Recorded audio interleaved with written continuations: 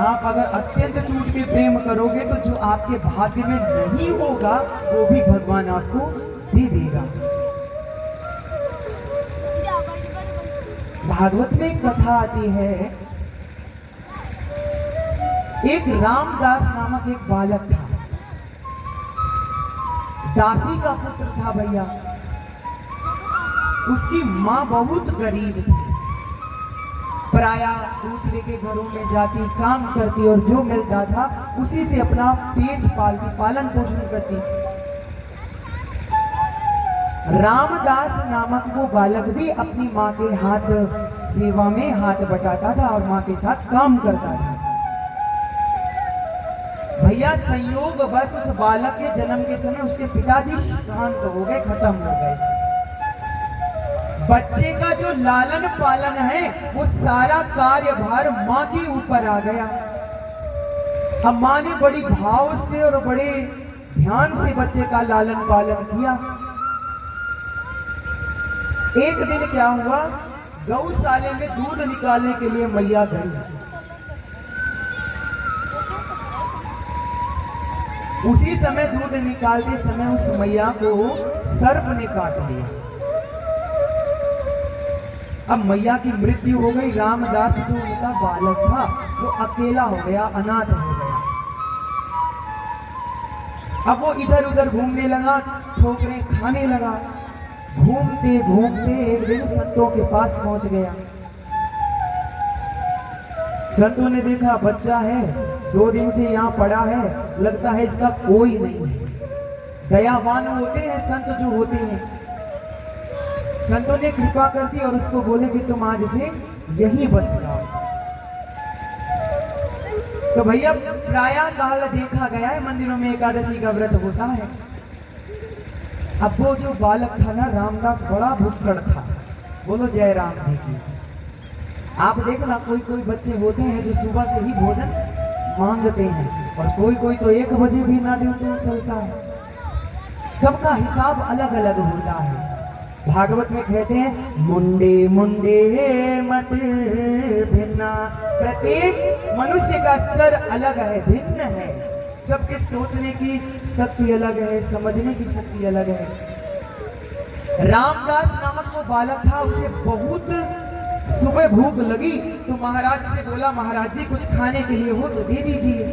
अब देखो उस बच्चे का भाव। महाराज जी बोले बेटा एकादशी है, कुछ नहीं बचा है। तो बोले बाबा एकादशी है तो रहने दो, लेकिन हमारे लिए तो कुछ व्यवस्था कर दो। बोले तुम्हारे लिए क्या व्यवस्था, तुम भी व्रत करो। व्रत का मतलब क्या होता है और उपवास का मतलब क्या होता है? जो हमारी बुरी आदतें हैं उनको जब हम छोड़ देते हैं, ये होता है व्रत। कि आज से हम व्रत लेते हैं भैया, कोई बुरे काम नहीं करेंगे, कोई बुरा व्यसन नहीं करेंगे, कोई बुरी संगत नहीं करेंगे, ये व्रत लेते हैं। और जैसे एकादशी आता है, नवरात्र आते हैं, तो हम सब उपवास करते हैं। उपवास का मतलब क्या हुआ? उपवास का मतलब ये हुआ कि जैसे आज एकादशी है, आज एकादशी का मैं व्रत करूंगा, बिना भोजन के उपवास करूंगा और उपवास के उपरांत यानी भजन करने के, आज पूरा दिन भजन करने के उपरांत ही भोजन करूंगा, संध्या को करूंगा। ये उपवास हो गया। तो बोला महाराज मुझसे उपवास नहीं होगा। तो महाराज बोले तो फिर अपने हाथों से बनाओ और खाओ, क्योंकि मंदिर में सबका व्रत है, कोई भोजन बनाने वाला नहीं है। तो बोला ठीक है। सूखी सामग्री लेकर दे दी महाराज ने। अब सूखी सामग्री लेकर के गंगा किनारे गया। गंगा किनारे बढ़िया चूल्हा बनाया, रसोई तैयार की, बढ़िया रोटी बना रहा है। महाराज ने कहा था तुम भी पाओ और भगवान को भोजन लगा लेना, भगवान को भोग लगा के पाना। ऐसा भाव, रोटी बनाई, दाल बनाया, सब्जी बनाई और जब बंद करके रख गया तो भगवान को बुलाने लगा। राजा राम आइए, सीता राम आइए, मेरे भोजन का भोग लगाइए। और भगवान भी बड़े करुणावान है, बड़े लीलावान है, सुन रहे हैं। भोजन था एक आदमी का, भगवान आए 2, राम जी और सीता जी। अब आ गए तो आ गए। उसने देखा बुलाया एक को था, आए हो गए। भैया थोड़ा भोला भगत था, बोला भोजन कम पड़ जाएगा, 3 लोग हो गए, एक का भोजन है यहाँ, 2 एक्स्ट्रा है। उसके मन में ये भाव आया कि अब आ गए हो तो पालो। तो राम जी ने भोजन किया, सीता जी ने भी किया, बचा आधा या 1 रोटी में उसका भला होने वाला नहीं। अब अगली बार जब एकादशी आई, वो गुरुजी से बोला, गुरुजी सामग्री बढ़ाओ। बोले क्यों? बोले एक को बुलाओ तो एक फ्री आता है। बोले ऐसा? तो गुरुजी ने सोचा ये अगली बार भूखा रह गया होगा, इसलिए इस बार मांग रहा है। महाराज जी ने कहा सब कुछ बढ़ा के दे दो, दाल चावल सब्जी रोटी सब बढ़ाओ। तो भैया पहले 1-1 किलो था, अब 2-2 किलो हो गया। फिर वही सिस्टम, राजा राम आइए, सीता राम आइए, भोजन का भोग लगाइए। इस बार राम जी, सीता जी, लखनलाल जी 3 लोग आ गए, फिर भोजन कम। अब देखो भाव, फिर आया गुरुजी से, बोला गुरुजी 1 को बुलाओ तो 2 आते हैं, और जब 2 को बुलाओ तो 3 आते हैं, भोजन बढ़ाओ। भैया 3 बार ऐसा ही हुआ। फिर आया, फिर बोला गुरुजी अब की बार तो 3 आ गए, फिर भोजन कम पड़ा। अब की बार जब महाराज ने भोजन दिया तो अपने शिष्यों से कहा कि 5 किलो आटा, ये 5 किलो सब्जी, 5 किलो दाल, ये इतना सब ले जाता है, ये अकेले तो नहीं खाता होगा, मुझे संदेह है ये बेचता है। गुरुजी को शंका हुई, इतना अकेले थोड़ी खाएगा। गुरुजी ने सारे शिष्यों को भेज दिया, जाओ पता करो क्या करता है। रामदास गंगा किनारे आया और अपने भोजन बनाने में व्यस्त हो गया। लकड़ी लाया, चूल्हा लाया, सब रखी, आटा लगा लिया। आटा लगाने के बाद भैया रामदास बैठ, बोला आज बनाएंगे नहीं, पहले देख लेते कितने आएंगे। 1 को बुलाओ 2 आते, 2 बुलाए 3 आते, आज पहले बुला लेते बाद में भोजन बनाते हैं। रामदास ने कहा राजा राम आइए, सीता राम आइए, भगवान भी आ गए। अब की बात तो समस्त राम दरबार प्रकट हुआ। भगवान भी बड़े लीलाधारी हैं, भगवान भी जानते थे कि इसको भूख बर्दाश्त नहीं होती, लेकिन भाव था, भगवान को ऐसे भाव से बुलाता था वो। भगवान प्रकट भयो राम दरबार, बोलिए राजा रामचंद्र भगवान। अब उसने देखा कि इसमें तो कम से कम 4 तो भैया है, फिर 4 उनकी धर्मपत्नी, 8 तो यही हो गए, 1 हनुमान जी महाराज, 9 हो गए, हमें लगा के 10 हो गए। भोजन बनाने से फायदा क्या है? बोले बना लो, पा लो और चले जाओ। बोलिए राजा रामचंद्र भगवान। रामदास बोला मैं भोजन बनाऊं क्यों जब मिलना नहीं है, क्योंकि 10 लोग आए, भोजन तो 5 लोगों का, 6 लोगों का होगा। तो भैया अब हमें सामर्थ्य नहीं है, आप बनाओ और आप ही पाओ। भगवान ने सीता जी की ओर देखा, मैया ने देखते ही देखते सारी रसोई तैयार कर दी। अब इधर जो गुरुजी ने शिष्य भेजे थे ना, वो छुप कर देख रहे थे कि ये भोजन भेजता होगा, परंतु श्रीमद्भागवत में कहते हैं कि भगवान की जो लीला चल रही थी वो केवल रामदास देख रहा था, बाकी किसी को भगवान दिखाई नहीं दे रहे थे। अब ये बात गुरुजी को बजाकर आश्रम में पता चली। गुरुजी उसी स्थान पर दौड़ करके आए और आकर के उसके चरण पकड़ लिए रामदास के। धन्य है भक्ति, ये भाव चाहिए भैया, भगवान को कुछ भी नहीं चाहिए, भाव। ये मन बनता है, मन ही तो है जो बनता है बिगड़ता है, बनता है बिगड़ता है। हर व्यक्ति अपने मन से परेशान है। सच्ची पूछो तो ये मन बहुत बड़ा दुश्मन है। हाँ सच्ची में, जब कुछ चीजें आप भूलना चाहो तो जबरदस्ती याद कराता है, जब कहीं मन को ना लगाना चाहो तो वहां जबरदस्ती जाता है, उल्टा चलता है। ये मन बड़ा चंचल है, कैसे तेरा भजन करूं, जितना इसे समझाऊं उतना ही मचल जाए। राधे तेरे चरणों की, ओ राधे तेरे चरणों की, पगडोल जो मिल जाएंगे, राधे तेरे चरणों की, पगडोल जो मिल जाएंगे। सच कहता हूँ राधे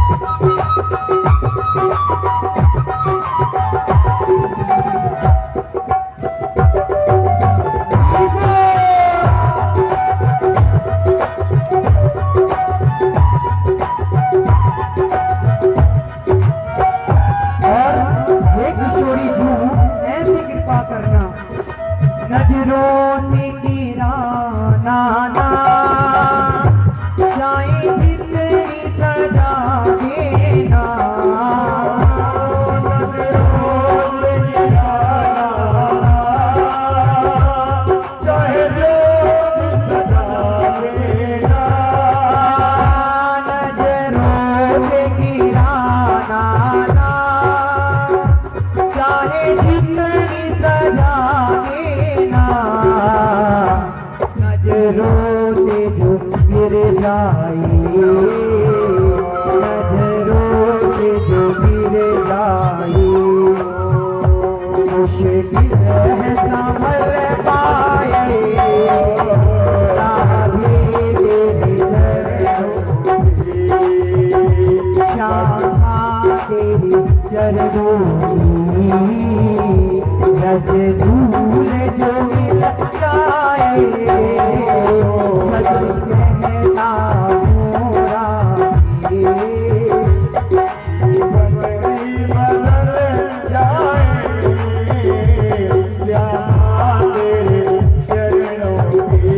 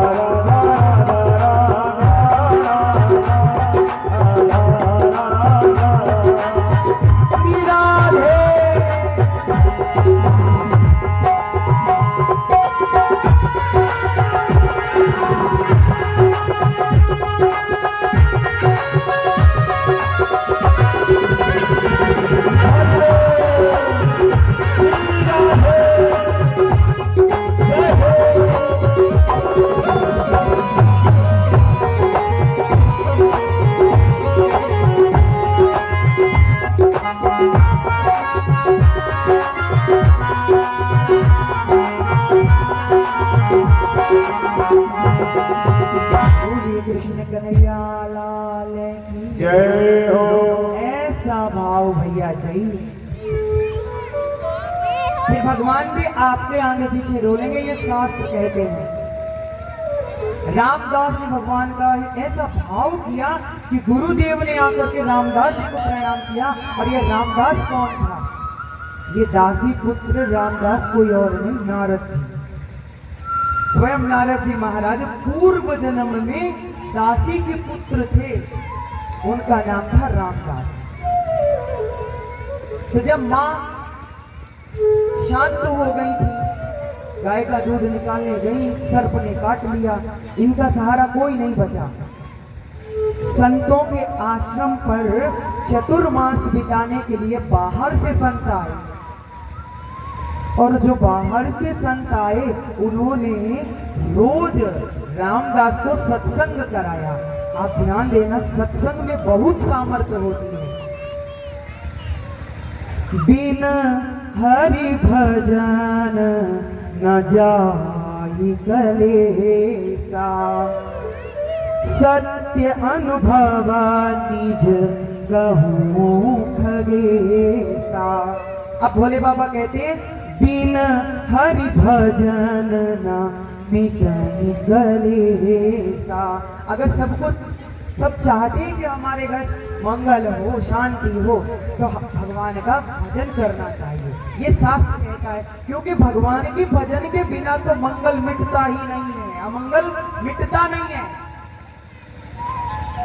निज अनुभव, भोले बाबा कहते हैं निज अनुभव मैं कहूँ खगेसा, बिना हरि भजन ना मिटे कलेशा। जिनके घर रोज क्लेश होते हैं, झगड़े होते, लड़ाई होती है, उनके लिए उपाय है कि रोज हरि नाम करना आरंभ कर दो, राम राम करना आरंभ कर दो, राधा राधा करना आरंभ कर दो। जो आपको अनुकूल लगे वो करना आरंभ करो, फिर देखना कैसी आपके अंदर भक्ति की बाढ़ आती है। आप उसमें प्रेम सरोवर के गोते लगाओगे, आपको पूरा आनंद आएगा, पर करना। बोलो जय राम जी की। कहते ना भक्ति करोगे तभी तो आनंद आएगा। भक्ति करेगा तो बड़ा ही सुख पाएगा, भक्ति से आत्मा का मैल छूट। कहते ना राम नाम के साबुन से जो मन का मैल छुटाएगा, अंतर मन के पट में ही वो राम का दर्शन। भाव यही कि हमें भगवान बैठे बैठे चाहिए आज, हाँ मिलेगा। फिर और क्या करना है, बस ध्यान लगाना है।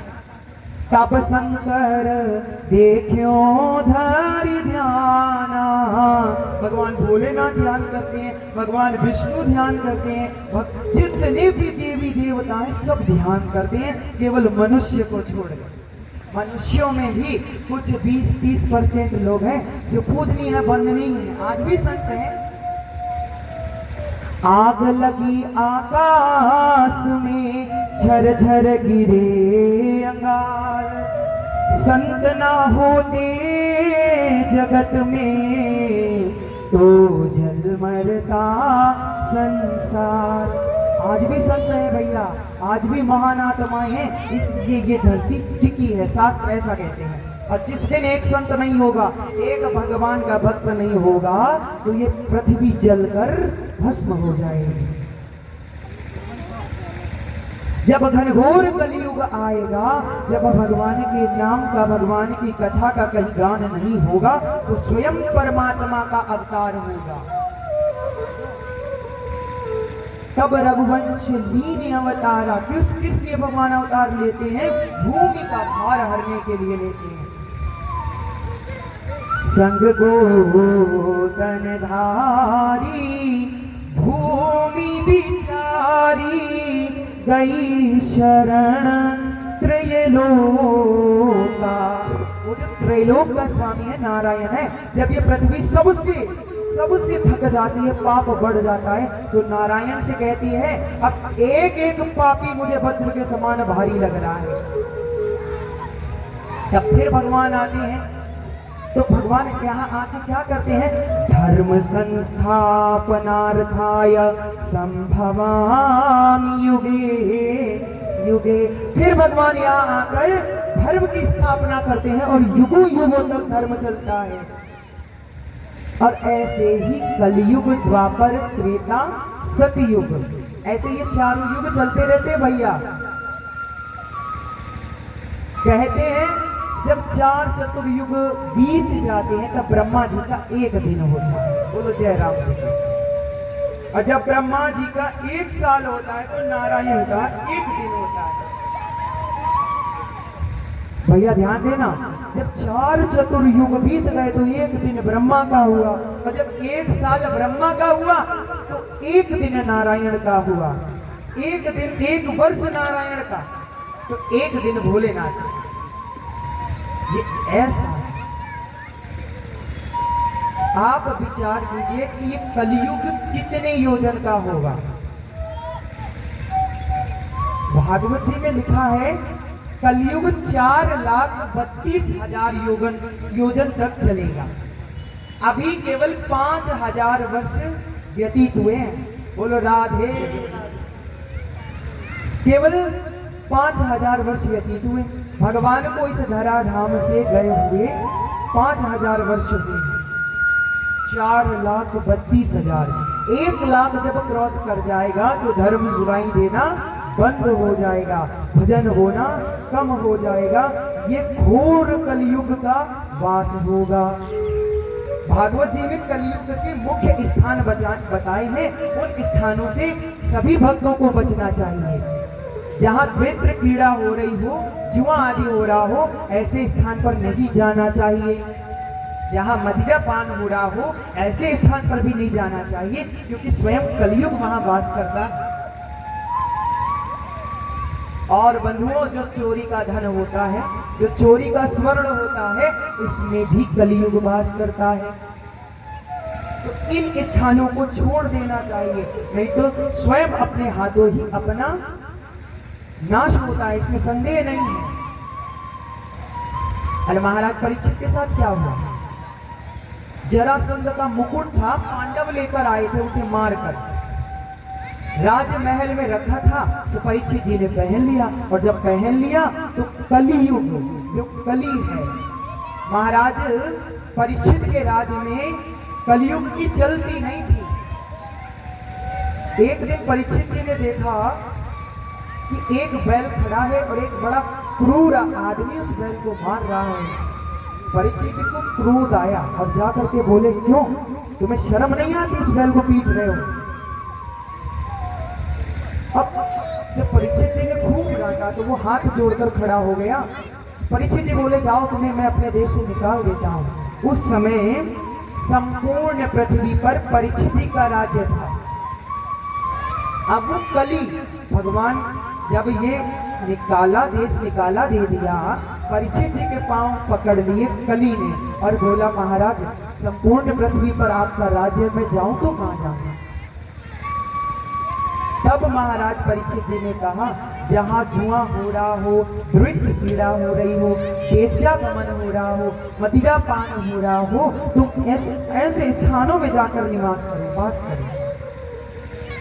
क्यों? बोले, शास्त्र कहता है कि यदि अपनी शरण में कोई शत्रु भी आए तो उसे भी अभय दान देना चाहिए, कि जाओ तुम निर्भय हो जाओ, डरो मत। ये शास्त्र कहता है। और राजा का धर्म है कि अपनी प्रजा को बच्चे की समान प्यार करे। परीक्षित जी तो राजा है, राज धर्म को जानते हैं, राज धर्म निभाते हैं। जब कलयुग उनकी शरण में आया तो उन्होंने ये स्थान दे दिए। अब कलयुग बोला, कोई अच्छा स्थान भी दे देते तो बड़ी कृपा होती। तो मुख से निकला, जाओ चोरी के स्वर्ण में भी वास। कलयुग ने सोचा, जिन स्थानों पर राजा ने मुझे स्थान दिया है, उन स्थानों पर तो ये जाता ही नहीं है। ना तो परीक्षित जी द्वैत्र क्रीड़ा खेलते थे, ना मदिरा पान करते थे, और ना ही वेश्यागमन करते थे। इसलिए कलयुग ने सोचा, ऐसा भी तो कोई स्थान दे जिनसे इनसे भी तो मिलना हो। और जैसे ही स्वर्ण में कहा वास करो, भागवत में सुखदेव कहते, सुवर्ण के तो चोरणम धनधान्यम परयत्यम हरि। जो दूसरे से हरण किया हुआ स्वर्ण है, उसमें कलिग रहता है। तो महाराज परीक्षित ने जो मुकुट लगाया वो जरासंध का था, चोरी का था। तो कलयुग बैठा, और जब कलयुग बैठा तो ऐसी बुद्धि बिगड़ गई कि पता नहीं चला। श्राप लगा और 7वें दिन तक्षक के काटने से मृत्यु होगी। परीक्षित जी भगवान की लीलाओं का श्रवण करा रहे हैं। भगवान की बाल लीलाओं में आनंद लेते हुए परीक्षित जी कहते हैं सुखदेव जी से कि आप भगवान की बालमय जो लीलाएं हैं उनको विस्तार पूर्वक कहिए। आधरम मधुरम वदनम मधुरम मधुराधिपतेरखिलं मधुरं कलितं मधुरं मसीतं मधुरं चलितं मधुरं मसीतं मधुरं कलितं मधुरं आधरं मधुरं मधुराधिपतेरखिलं मधुराधिपते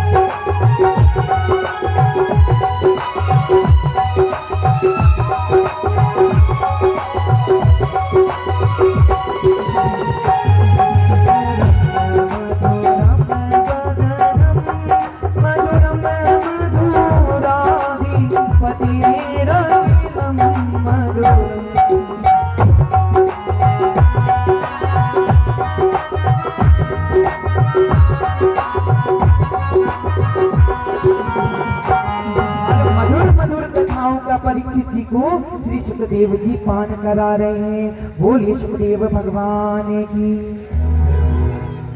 5वां दिन है, 5वें दिन परीक्षित जी को भूख प्यास नहीं लग रही। ये विचित्र बात है कि नहीं है? एक संत थे भैया, और उन संत के महाराज के पास 2 मूर्ति थी। ध्यान से सुनना, कथा क्या करती है। तो दोनों मूर्ति उनके पास स्वर्ण की थी, सोने की। सोने की मूर्ति को लेकर के महाराज जी गांव नगर में गए और लोगों से पूछने लगे, भैया इन दोनों में क्या अंतर है? इन दोनों में अंतर क्या है? जो बताएगा उसे 1 लाख रुपए इनाम देंगे। अब भैया बड़े दिमागी लोग आने लगे, देखने लगे, पर कोई नहीं बता पाया कि क्या अंतर है। एक मूर्ति 5,000 की, दूसरी 10,000 की। अब जब बहुत प्रयास किया, किसी ने नहीं बताया, महात्माओं ने, जोगी